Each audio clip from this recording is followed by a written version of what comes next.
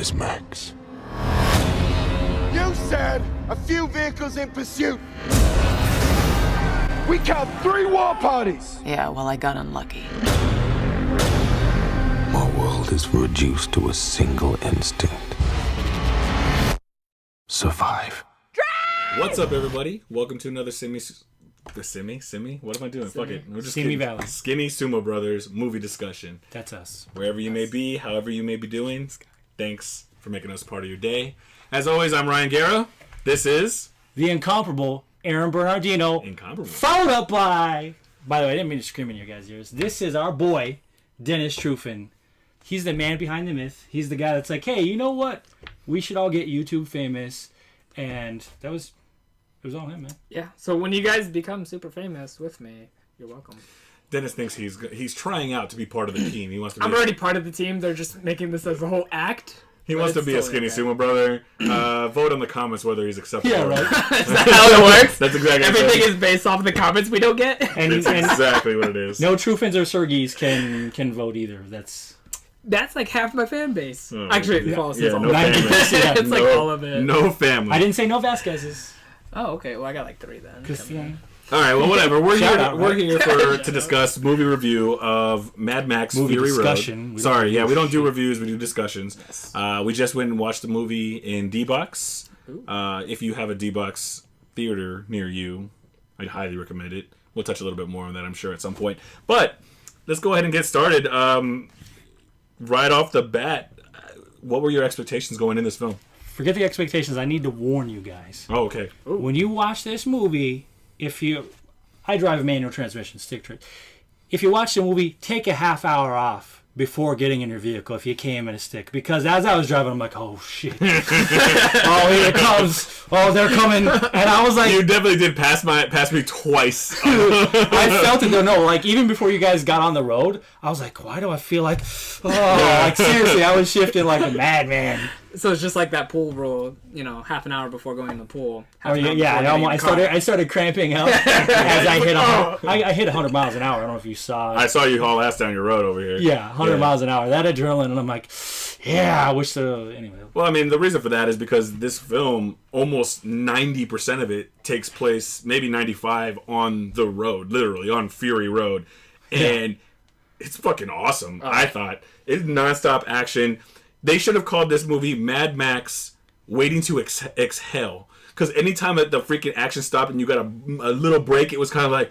Yeah, it was almost like a Let me little bit catch of a my relief. breath. Right? Yeah, there was those Right? small breaks, and then it was just, like you're saying, non-stop action. It was just something going on. And the soundtrack constantly moving you forward, like... Dun, dun, dun, dun, dun, dun, dun, They even dun, dun, you dun, had dun, a guy with dun, a guitar? yeah. And the drums, like you heard the drums going, and then you just saw the guys going I at like it. how with our audio levels, Oh, yeah, we're destroying it. crazy We're because that's how destroying- excited we are. That's- Yeah, I so almost sorry for wanted your to, ears, guys. I almost wanted to spray just silver, just like I'm so chromed out, bitch. Like when the guy did it, I saw you laughing. Like the Yeah, I'm like, what's he so? Oh man, so the original Mad Max, I guess it kind of still follows the character Mad Max, but you don't really need to know previous history because you get an introduction right off the bat of where he's at, what's going on, and what this guy thinks, and then it kind of propels you forward into the story that he is. So Mad Max is a wanderer.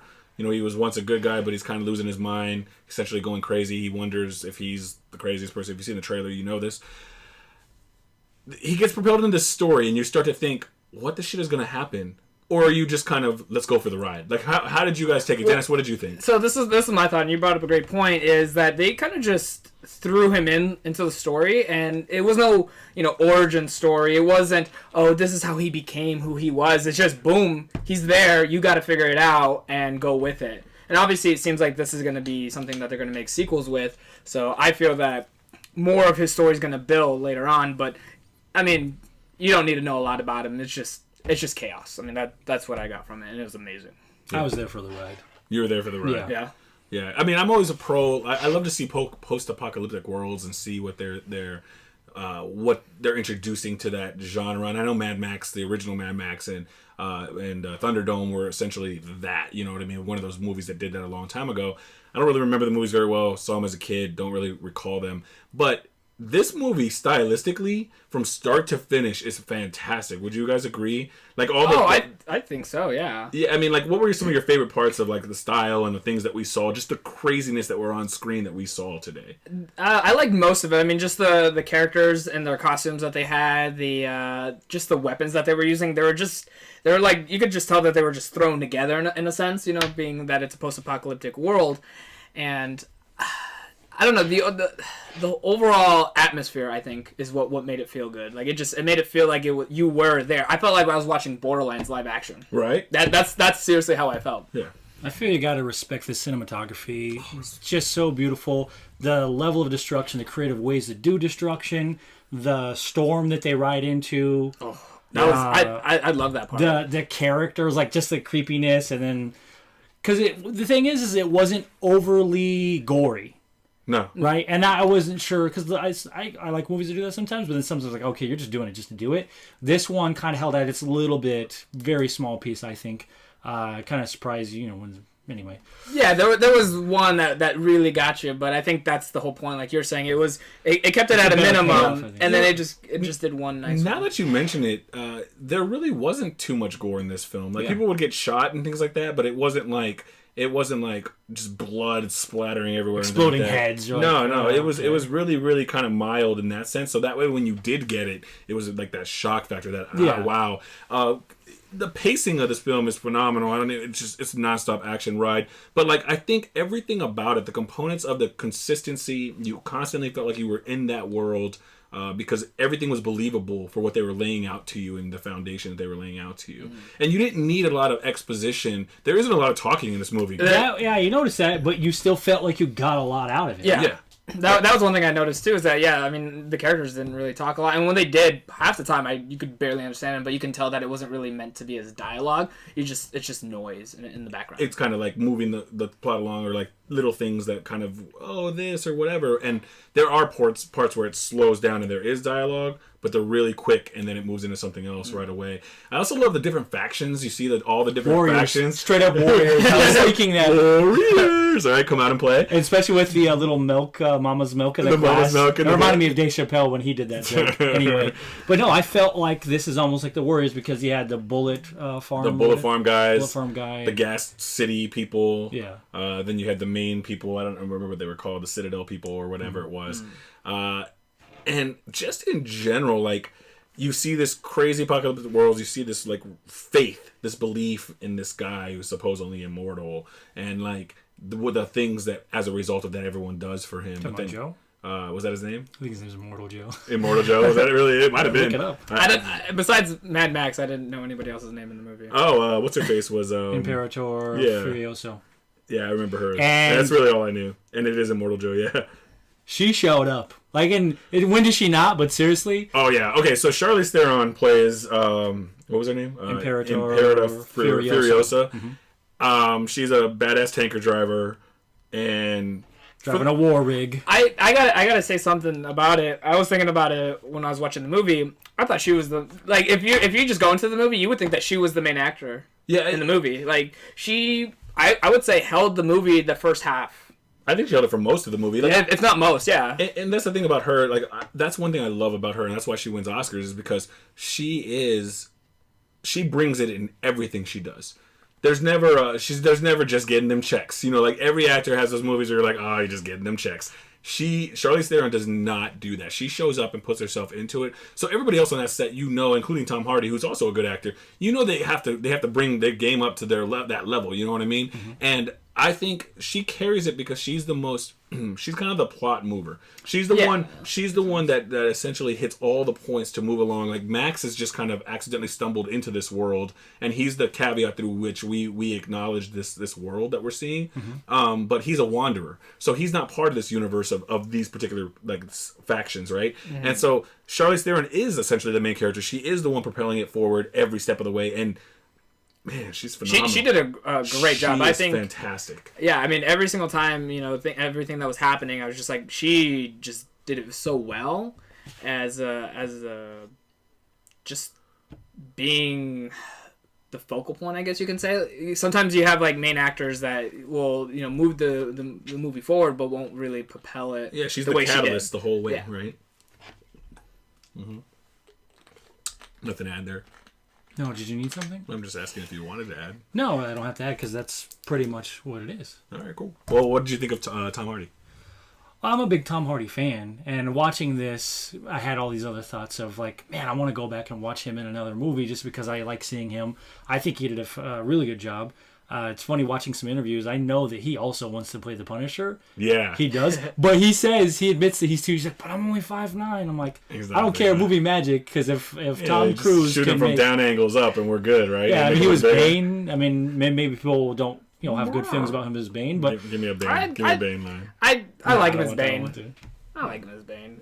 Yeah, he was all right. Let's I mean, not stand on ceremony here. Anyway, I won't do it. You gotta talk into the palm of your hand to make it sound weird, but Yeah, go ahead. no, I don't want to. So no, it's he did a good job.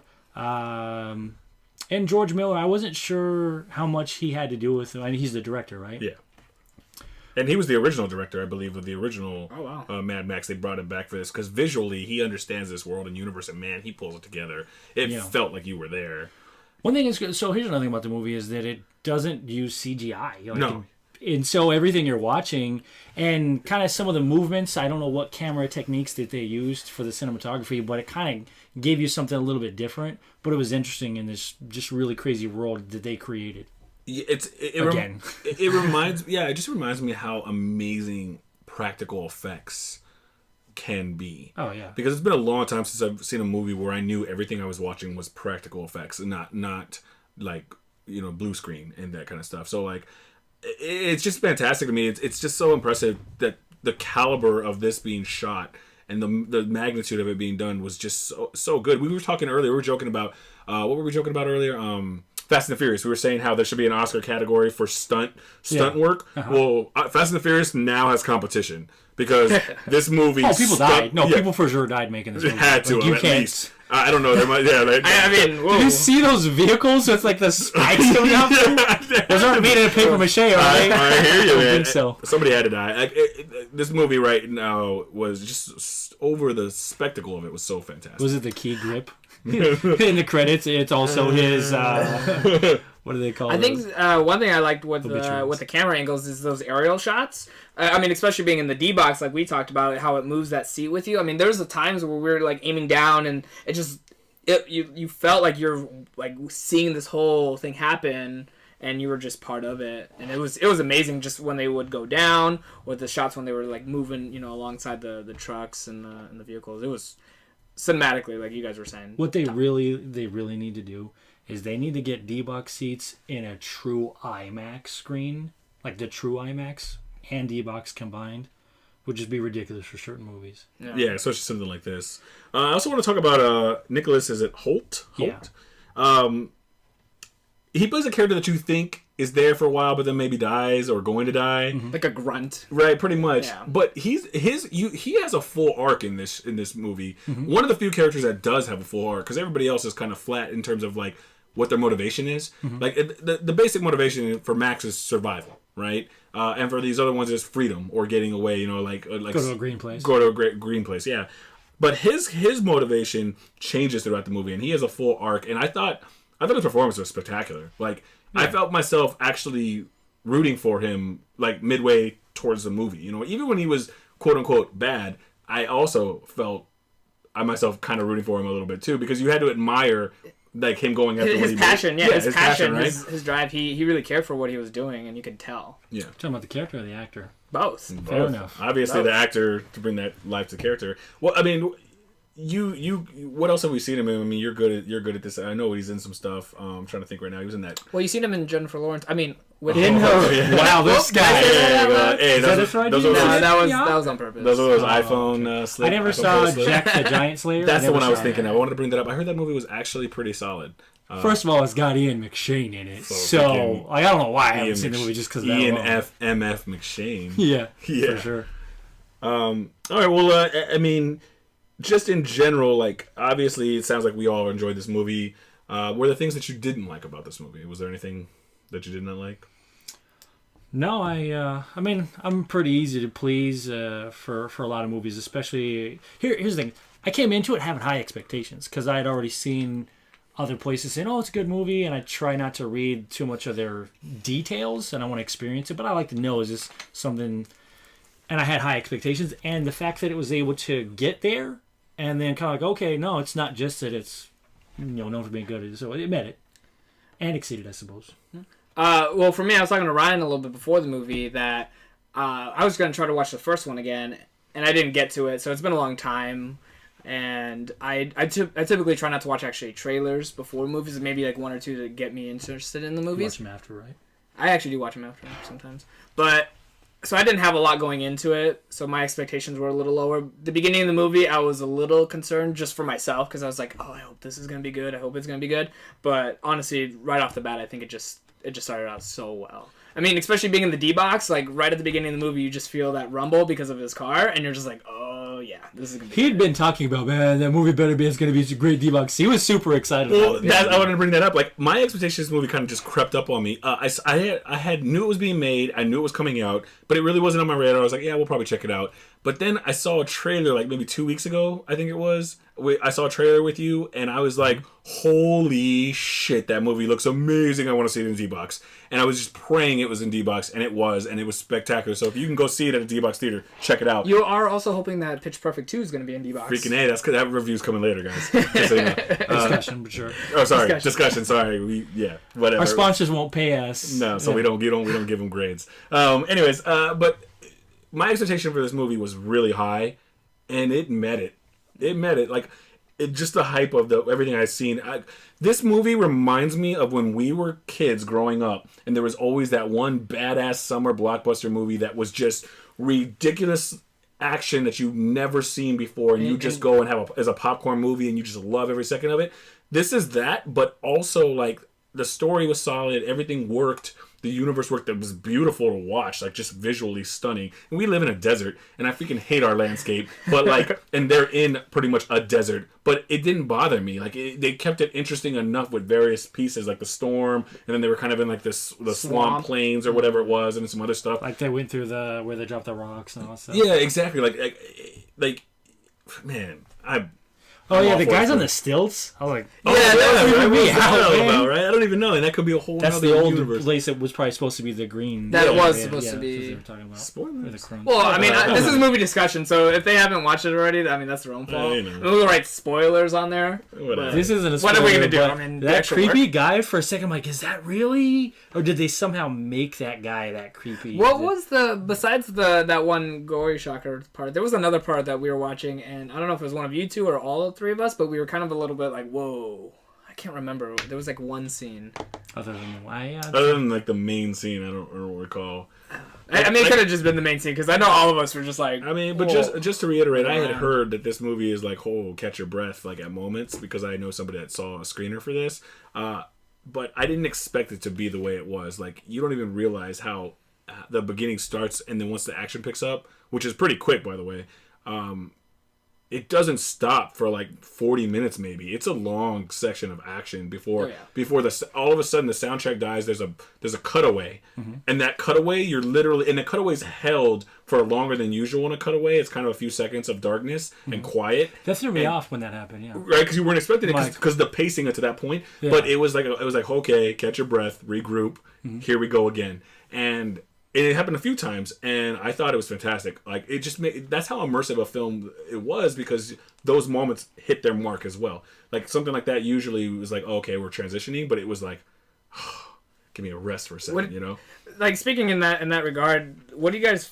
I know we talked a lot about it, all the cinematics, but that end sequence, I'm just sitting there thinking, like, oh my god, like, that end sequence, probably the best sequence I've seen in any movie. So many moving parts, so many But up to pieces. that point, I was thinking, how are they going to top everything they've shown me at this point? Right? Because how many more ways can you make this constantly moving caravan of vehicles be interesting? And they did. Yeah, that's a hard thing to pull off, in the fact that they did it. Yeah.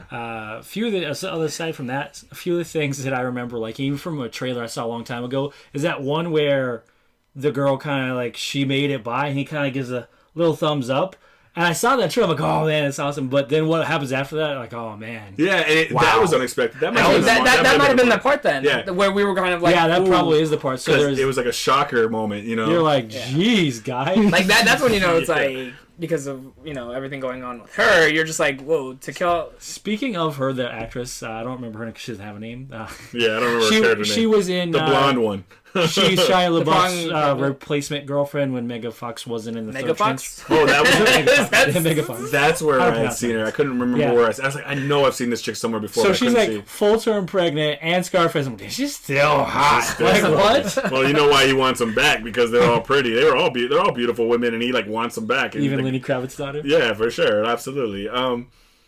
Man, all I gotta say is, for those of you out there, if you have any kind of interest in this movie whatsoever, or you're just looking for awesome action, check this movie out. It's totally gonna be worth it. I think if someone's seen it and has loved it, I think they should just spread that word, because I think this is one of those movies where people are like, oh, it's a spreading the gospel. Yeah, it's like a reboot. I don't know if I'm gonna see it. And I think this is one of those reboots that most people probably won't even know that it's a reboot, and they're just gonna love it and think this is a whole new series. Yeah, like the young generation is gonna grow up and be like, there's other movies, and maybe not know about it. Exactly. But like the older generation, you either like it or the old Mad Max, or you don't. And those people who don't like it, I feel like should give this movie a try, because it's spectacular. It's a good movie. What's your opinion on the fact that, let's say somebody watched the first one and that's their favorite movie of all time? Do you think they're gonna like this movie, or your favorite movie of all time? You think okay, it's their gem. Yeah.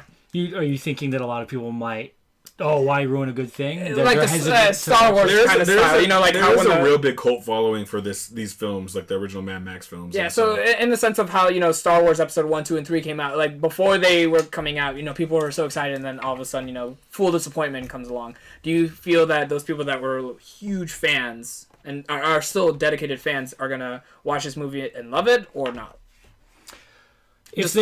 My opinion on that, because I can't remember everything about the first movie, it's been a long time. I would say that they'd have to see this movie for its own movie and separate from the other. So maybe they'll see similarities that we don't. Because when's the last time you saw that movie? I was like 8, maybe. So more than 20 years. So more than 20 years ago for us, which is his entire lifespan.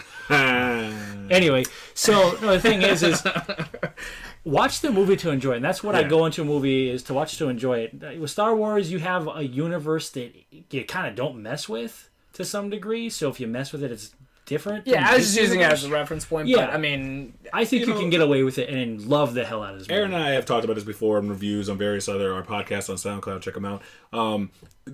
We will believe anything you put in front of us as long as you give us a reason on screen to believe it. And this movie does that. Yeah. All the way through. From start to finish. Down. So that's why we kind of touched on it. Charlize Theron is really kind of the main focus. Mad Max is through how we enter into this particular story. But he's a wanderer. And even like without kind of going into it, like, you know, he wanders in the end as well. You know what I mean? He's a wanderer. So like that's what he is, and he'll always be that. So that's the beauty of this character. They can take him into, okay, what's the next story we want to tell in this universe with this character wandering into something that he gets involved in, you know? And so I think he finds a dome. I mean, maybe that'll satisfy, you know, those fans that he continues being the character that he is. Yeah. So I mean, I thought Tom Hardy played it well. I mean, he definitely, I'd have him back as Mad Max. I thought he was going to be Bane in the first half of the movie. He was wearing that mask, and I was like, what's going on? All right, well, you know, we pretty much said everything positive about this movie. I definitely think for those out there interested, like I said, go check it out. Would you guys recommend this movie? Obviously, yes. I mean, the way I judge movies on how great it is whether I want to own it after it comes out. Yeah, and this is definitely I gotta own it movie. Like, I have to have. To clarify, we may know people that have stolen movies off the internet. That's not a good thing, but this is a movie that I want to pay to own, to have on a Blu-ray. Because I want whoever made this movie to get money for it. Yes. Period. Yeah. And you know, there's deleted scenes. I actually have seen other like kind of behind the scenes footage just on the internet, and it's very interesting watching them in like a big truck with a crane and a camera just running alongside these beast vehicles. Yeah. The behind the scenes would be amazing to see. Honestly, this would be a movie you'd want to watch behind the scenes on. And in terms of recommendations, you get sick of us talking about, D-Box, what's his D-Box thing? It truly immerses you in a movie like this. it's one of the best. Now, we know what the real best one is, but other than that, if Inception didn't come out in D-Box, we wouldn't be bringing that up. Yeah, but this would be the best movie I've ever seen in D-Box. It's the second best movie I've ever seen in D-Box. Phenomenal It would D-Box be, movie. All it does, like I said, when we were walking in the theater, I literally felt like I had been in a vehicle, truck, moving like the whole time. It was awesome. And again, if you don't have D-Box access, I'm sorry. But if you do, or it's like on the other side of town, go out of your way. Go out of your way, pay the extra money. This movie, just try it once. I mean, if there's a one... If you're going to try any movie, the D-Box usually makes bad movies better or tolerable. Mm-hmm. But this is a good movie, and it rose it up to even better. You know what I mean? So definitely check it out. Highly recommend it. Anything else to add, guys? No. We'll do bonus footage that we'll edit out. They don't need to hear it. Yeah, you don't have to worry about it. But anyways, thanks for watching. If you like the videos, like us on YouTube or subscribe to our channel. You can hit me up on Twitter. I'm the Bus Driver 05. I also post these podcasts on SoundCloud, also under the Bus Driver 05 if you just want to listen to a podcast. So if you like hearing our voices and it puts you to bed at night. You know. Yeah, or you'd rather listen to us driving to work. By all means. Dennis, what do you got to say for yourself? Leave comments, right, to tell us if this guy should be the third Skinny Sumo Brother. So if there's a lot of weird comments from new YouTubers, 7 seconds to sell yourself. 7 seconds. I'm amazing. I'm awesome. I'm cool. I'm funny. I'm smart-ish. But nonetheless, I'm a sumo brother like you fellas. Yeah, I got it. Anything else, Aaron? No. All right. Well, thanks for watching, guys. Thanks. So I exist in this wasteland, hunted by scavengers.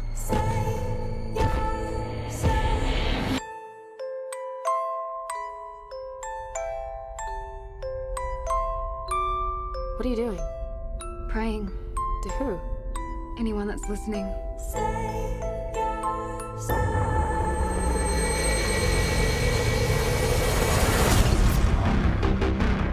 You're sitting on 2,000 horsepower of nitro-boosted war machine.